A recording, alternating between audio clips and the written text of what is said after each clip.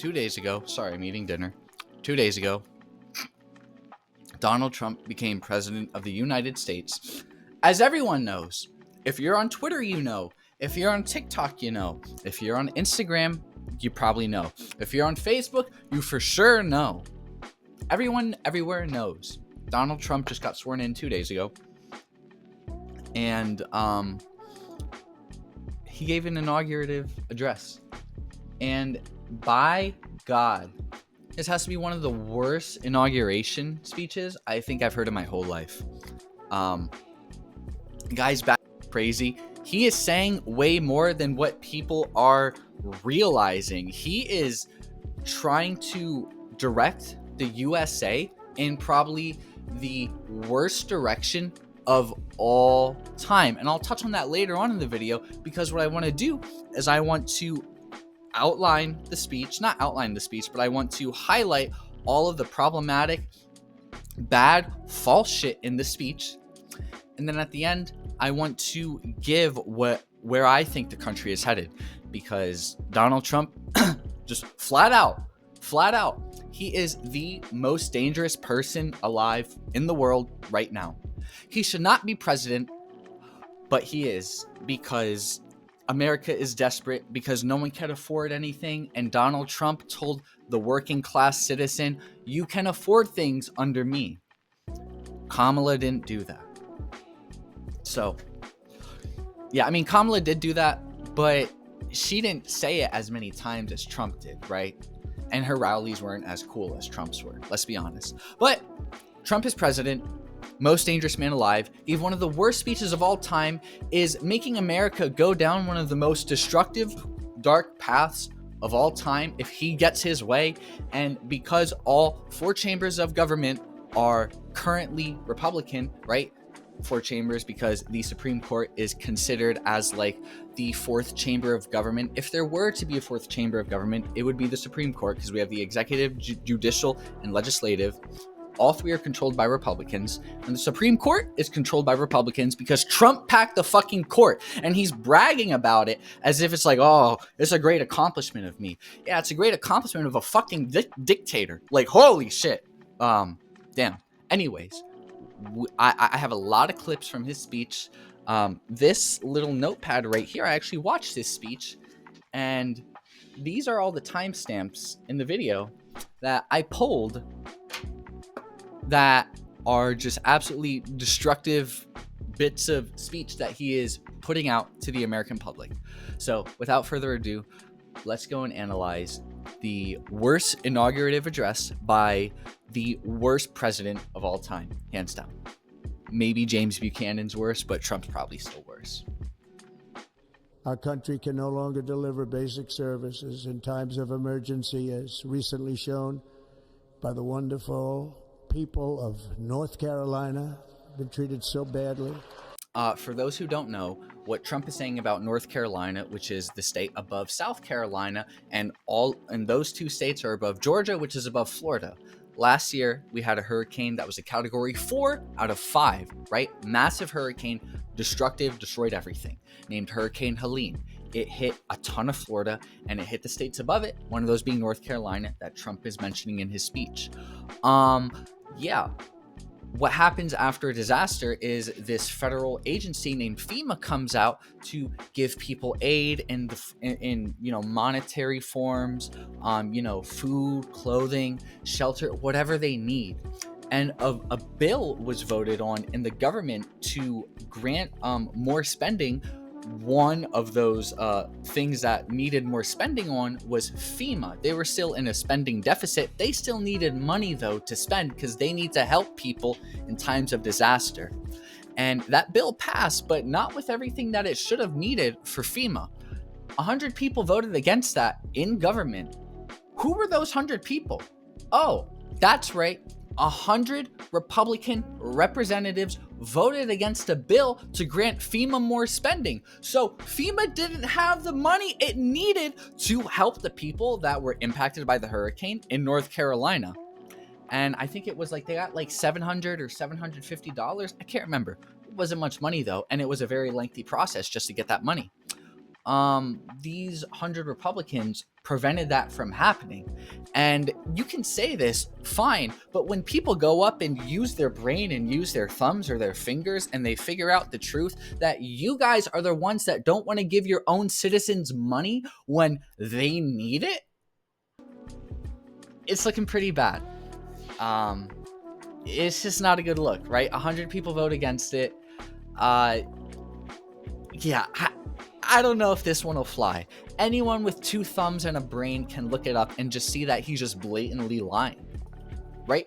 He's not lying in the sense that what happened to the people of North Carolina is awful. It's awful, but it's because of you and your party. You don't want to help Americans when they need it. You're saying, oh, we won't give you more money when a hurricane hits because we're too greedy to not want the government to spend money. But we'll destroy the environment, drill, baby, drill. Like, oh my God.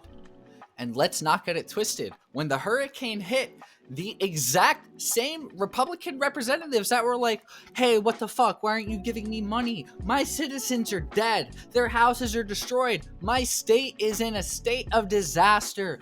You government fucks are lazy. Give me more money. Like, you're being so greedy. Just give it to me. These same representatives that complained are the ones who voted against the bill.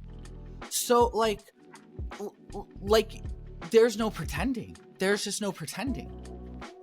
It's the meme where, like, the guy's riding his bike and he put the stick through the spokes and he falls off the bike and he's like, how could someone put a stick in my spokes? The Republicans are like, we don't want to give anyone money when disaster hits. And then disaster hits, they fall off the bike and they go, how could no one give us money? It's like, you fucks are the one doing it. Like there could not be a more backwards mindset in America other than the Republican Party. It's just a bunch of dumb fucks that never matured past the 12th grade making laws for people that they don't care about because they're too busy trying to grow their pockets with ExxonMobil and a bunch of other greedy corporations. Like, holy shit.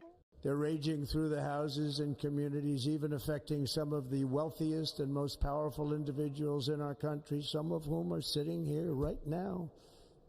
They don't have a home any longer. That's interesting. Going along with natural disasters, this is him directly talking about the wildfires in California. Terrible thing. I couldn't imagine it. Living in the southern part of California where it's dry as hell, but the northern part, totally fine. Beautiful farmland everywhere. Amazing. Those wildfires are awful.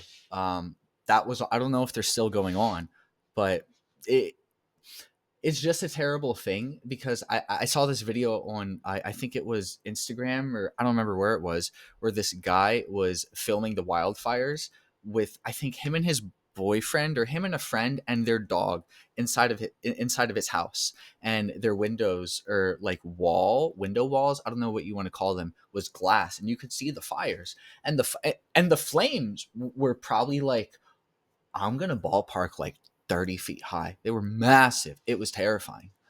And that's just a terrifying situation to be in. But this isn't about the people that got impacted. He said, oh yeah, it was really bad that the people of California got impacted by the fires. But my billionaire sitting right next to me, aka Mark Zuckerberg, Jeff Bezos, Elon Musk, these billionaires, they lost their home. They had their home in California and they lost it in the Palisades. Isn't that tragic? They don't have a home anymore. It's like, do you think Elon Musk, who donated $250 million to your campaign under the guise of SpaceX, you think he doesn't have another house? Yeah, sure, like, a house isn't the same as a home, but he can just go live somewhere else because he has houses everywhere. He has friends everywhere. He works for the government, so he has some place in DC he's probably going to have. All right, me in the future editing this video, I want to elaborate a little bit on this point because I feel like I explained it poorly. One of the points that I was really trying to get at that I just didn't get at all, don't know why, is that sure, let's say Jeff Bezos, Mark Zuckerberg, and Elon Musk and other tech CEOs and millionaires and billionaires, let's say they did lose their house in the Palisades fires and the fires that ravaged that whole like region of California. They have the means to buy a new house because they are extremely wealthy.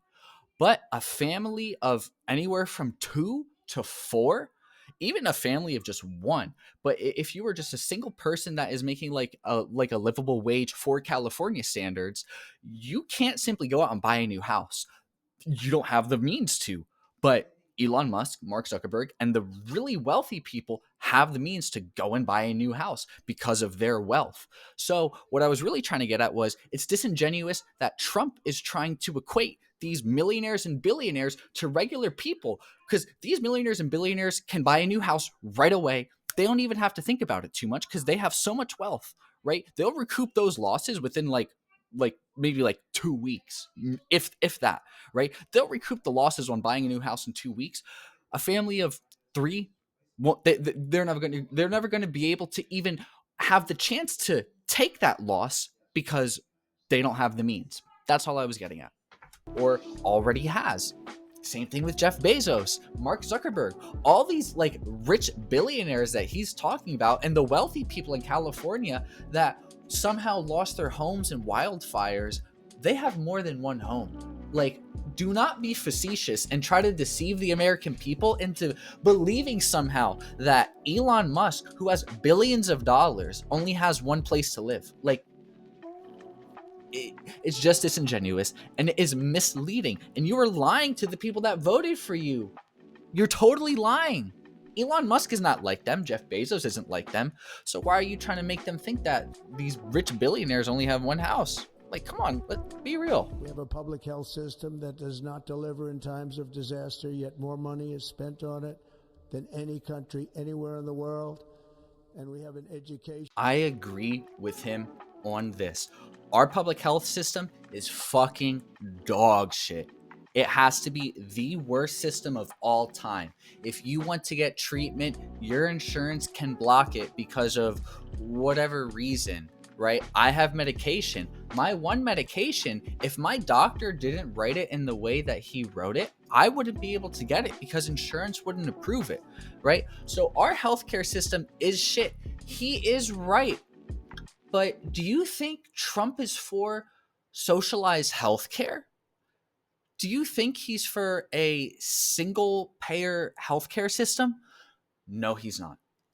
He's not for helping people who have actual issues at all. What he wants to do is totally dismantle Medicare, Medicaid, and Social Security. That has been his goal since 2016 when he got in office. 2017, technically, he got in office, but that has been his goal the last 8 years, and that's going to be his goal for the next 4 years. So what you're probably going to see is not him making socialized healthcare a thing. You're probably going to see him destroying healthcare systems that everyone uses. Not everyone, but you're going to see him destroy healthcare system that the poor uses and the older people use and the people that are struggling use, in favor of them being able to shop for their insurance, right?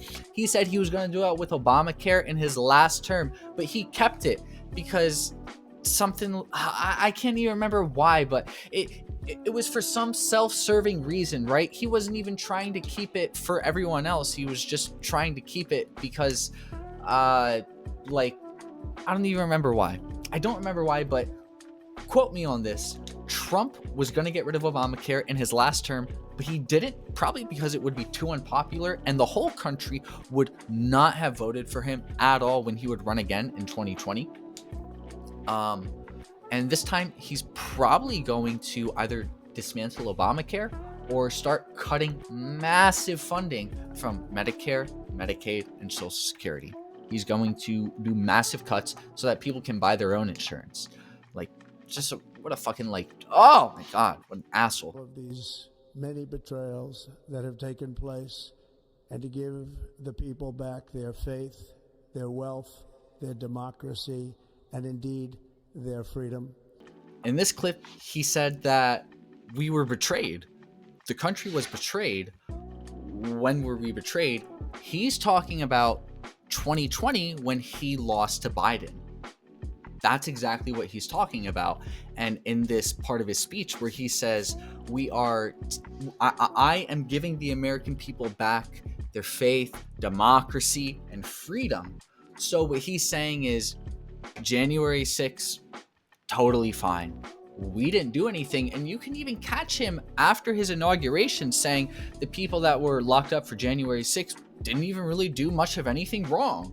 Oh, what about the other stuff that they did do wrong? That was pretty bad, right? In his eyes, he doesn't think so. But he is saying that everyone that stormed the Capitol and voted for him in 2020, we lost our democracy because that was rigged. It was a hoax. The Democrats cheated, XYZ, right? That's what he thinks. But he also says that we lost our freedom, which I'll touch on this again. I don't understand how we lost our freedom if, like, you can say what you want and you can do what you want. I am totally lost as to where our freedom has gone. All I can think of is he was upset for getting banned off Twitter for inciting the riot, right? He incited a riot against terms of service. Out of here. And I guarantee you the majority of the people who voted for him got mad that they also got banned off Twitter for saying horribly racist things, probably as well, right? Let's just be honest. This is the internet, very common. So he's really saying you should be able to be on the internet and say, mainly it's the internet because no one does anything in real life anymore. But he's pretty much saying, I didn't like that I couldn't go on Twitter for a whole, 2 to 4 years. Not 4, but 2 to 3 years. I didn't like that I couldn't go on Twitter for 2 to 3 years and see a bunch of people saying the N-word. Because when Elon Musk officially bought Twitter, what was trending? The N-word. So let's just be honest.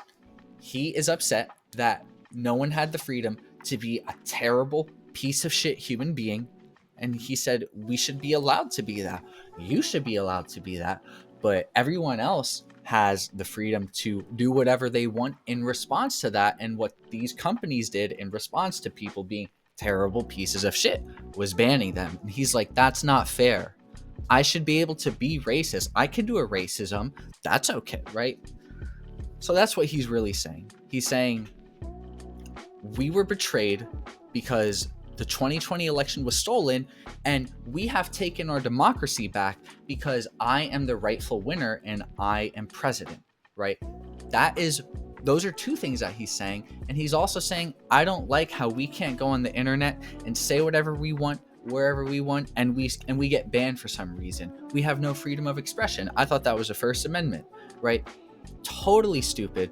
He couldn't be dumber. And here, let me explain why I think Trump couldn't be dumber about, being upset that he wasn't able to just go mask off on social media for the last 8 years, right? I think he couldn't be dumber because companies reserve the right to remove people from their platform whenever they want, and they don't really have to explain anything to you. They will remove you if you violate the law, right? That is exactly why he got banned from Twitter. But Elon bought it and then reinstated him because he thought it would be really funny and he thought it would be a big meme, right? And it's funny because he bought Twitter, but Trump is still using Truth Social to get all of his like midnight rants out on. Anyways, if you go on a platform and you are a terrible piece of shit and you get mass reported, you get banned, right? Go to any video game. You play a video game and you jump on there, you will get banned. If 20 people report you within 5 to 10 minutes, you're going to get banned. There's no question about it, right?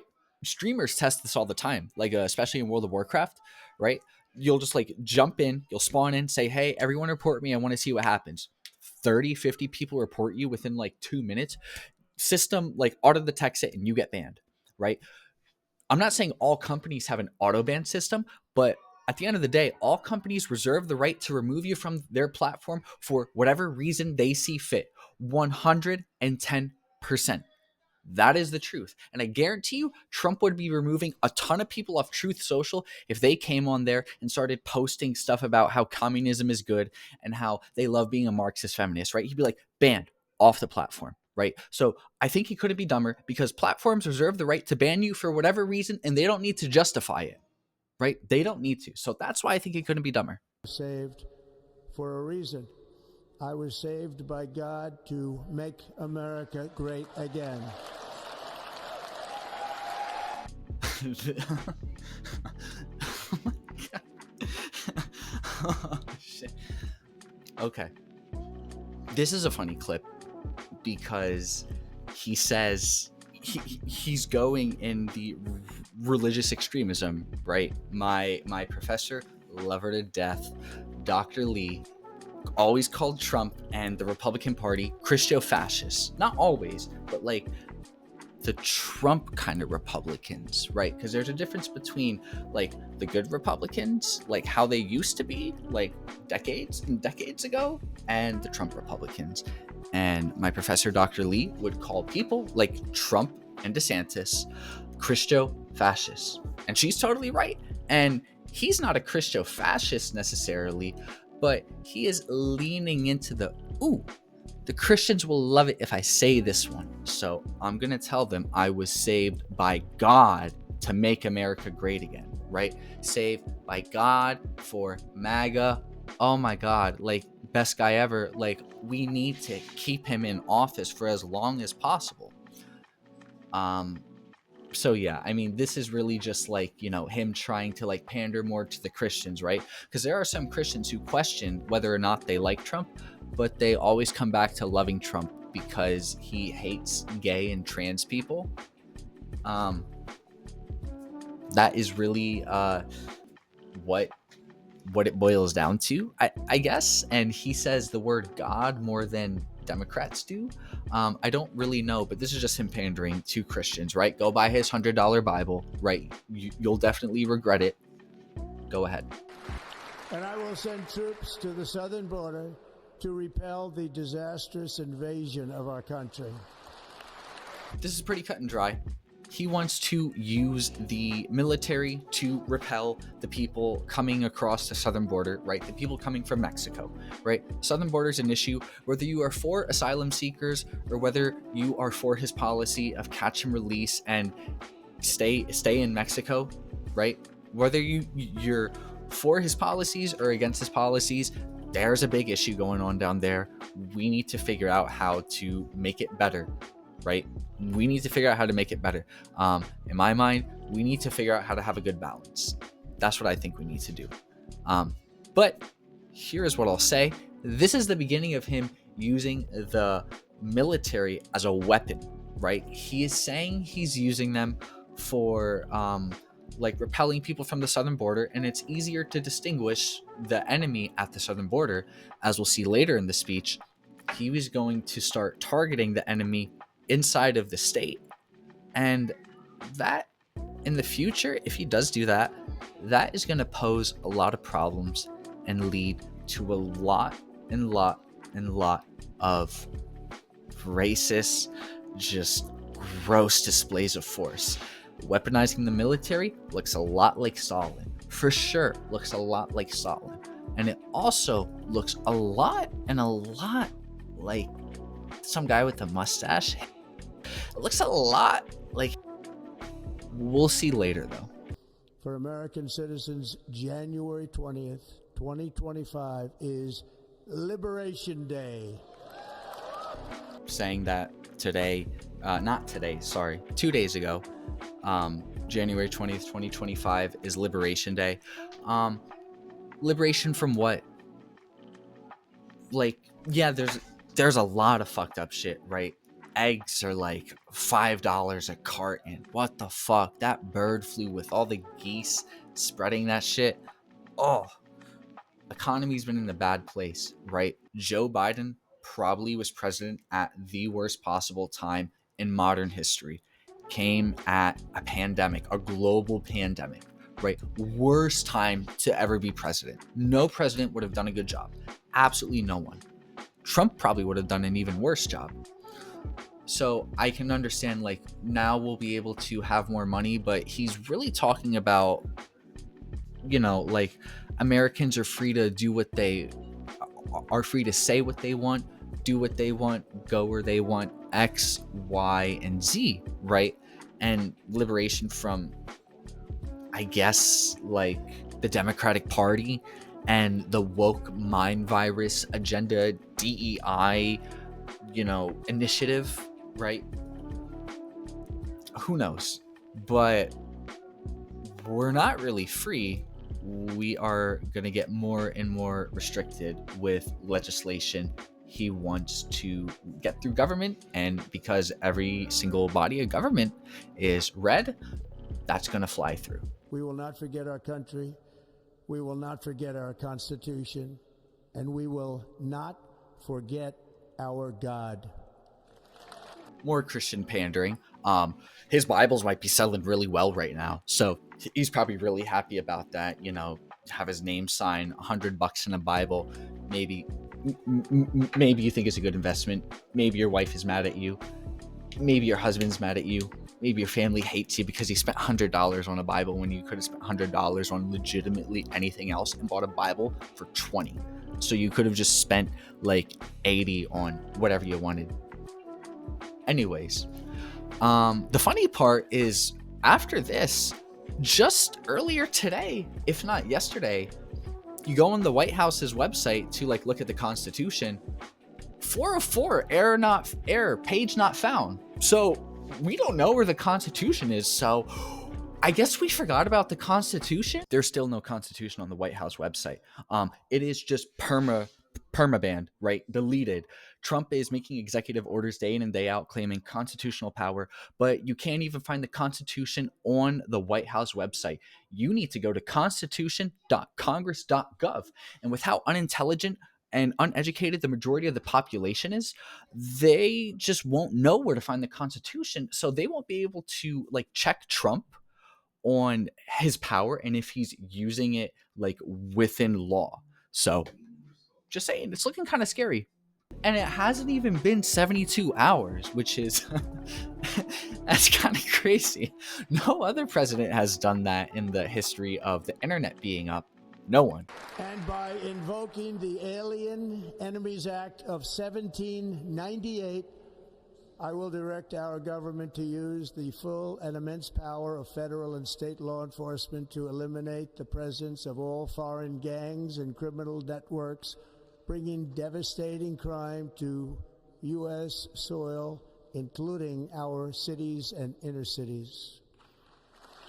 Two things. One, this sounds just like a dog whistle for anyone that I suspect might be doing a crime. Stick the military on them. Military can do whatever they want with them. And second, it is him displaying force in the country. He's weaponizing the military to keep people out of the country, right? Stay out, stay out. We don't want you here. We don't want you here. But now he's weaponizing the military in the country where our citizens are, right? Us, you, me, American citizens. He's weaponizing the military for inside of the country, for foreign criminal networks. Looking with your eye, you cannot detect a foreign criminal network. You can't. If it is just simply based upon sight, there's no difference between looking at a foreign crime lord, not crime lord, but there's no difference between looking at a foreign criminal and looking at just some regular person. There's no difference. You cannot see it with the naked eye. So it's very ambiguous. What is the makeup of a foreign criminal, right? I hope it is a very lengthy and careful process because you do not want to be harming American citizens in the process. But this is just the beginning of him weaponizing the military to do his bidding inside of the country. Slippery slope. What's going to happen later? Is he going to use it on regular, ordinary citizens? In other words, you'll be able to buy the car of your choice. This was right after he was saying he is going to bring the automotive industry back to the US, and the automotive workers apparently voted for him, and it was a great turnout for him amongst automotive workers. And now you'll be able to buy the car that you want. But I am just confused. When could you buy a, like, who forced you to buy a car you didn't want, right? I mean, everything has a price, right? Like, he's not spouting some communist rhetoric, is he? Where like, oh, a Rolls Royce should be just as affordable as a Nissan Altima, right? He's not spouting that, is he? No, no. Based on his prior action, we can say no, he's not advocating for things should be cheaper and cost around the same. He's saying what he's probably saying is Americans would have been forced to buy electric vehicles at some point, and he's totally doing away with all that, right? But like, I'm lost. I don't understand. Even still, right? Even being charitable, he's saying you couldn't buy the car you wanted. When? Is it like you go to the dealership and it's like, oh, hey, I want that Ford Mustang, and they're like, no, you need to get this Chevy Cobalt. I don't even think they make those anymore. What a fucking age. Like, I don't know who restricted what cars you could buy, but this is just kind of crazy. He's telling people something that they've always been able to do, but they're still clapping anyways because they're fucking stupid. It's just kind of crazy. Instead of taxing our citizens to enrich other countries, we will tariff and tax foreign countries to enrich our citizens. When I first heard the tariff and taxing, I was like, oh, this is great. We're going to get more money and everything. Because, like, you know, like, it's aggressive diplomacy. Other countries are forced to bend the knee. And then it made me think, like, wait, so if, like, we are doing negotiations with, I don't know, like China, we get almost everything from China. So if we need, or if Trump wants China to do something and they say no, and Trump slaps a like 150% tariff on whatever, or Vietnam goes to do something and Trump doesn't like it and he says, you have to stop doing that or I'm going to slap 150% tariff on the Converse that you're shipping over on these boats. And they go, oh, okay, well, we'll just raise the price of the Converse by 150%. So this is a perfect example. I had to bust these out just for this. These Converse I got for Christmas. I accidentally bought 2 pair. They were for my fiance, and I just returned the 1 pair and got it in my size. Okay. These shoes originally, without any discount, they cost about $115. Yeah. $115 for these Converse. That's how much they are. These are the Run Star hikes. You don't believe me? Just look them up for yourself. They are the Run Star hikes. Okay. $115. Yeah. Times 1.5 because, you know, like 150% tariff, right? If he puts 150% tariff on, you know, goods that come over from another country, how much would these shoes cost? All of a sudden, and I know my math is wrong because I think if you like do 100% of something, you pretty much double it, right? Or I could just ask my AI on my phone.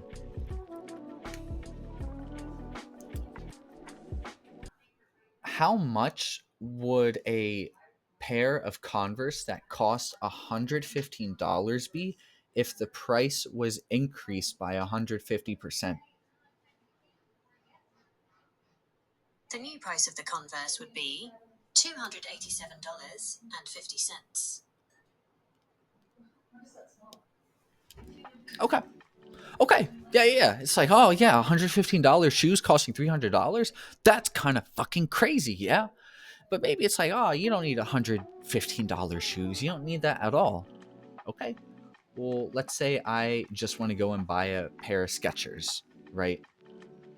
right? A pair of the cheap ass Skechers that cost $30. Oh, hold on. Let's not even do Skechers. Let's just say you go to Walmart and you buy shoes from there, because there's a lot of people that can only buy shoes from Walmart, even though they break within 6 weeks. How much would a pair of shoes cost if they were $25 and 150% more? Here's how to calculate the new price of the shoes. 1. Calculate the price increase. 150% of $25 is 151 hundredths. Asterisk $25 equals $37.50. 2. Add the You see price that though? increase to the original price, $25, original price, plus the... You see the price though, $63 for a $25 shoe. Kind of crazy. So this aggressive diplomacy, good in theory, bad in practice. It's just going to make everything more expensive, unless Trump is going to have his hand hovering over the nuclear button all day long. It's just bad. This whole tariff thing is an absolute fucking joke. It's an absolute joke. It's just not going to happen. He might raise tariffs a little bit, but based on how Trump did in his last presidency, he's just going to bow and let everyone do whatever they want because they're going to juice the fuck out of his pockets. Let's be real.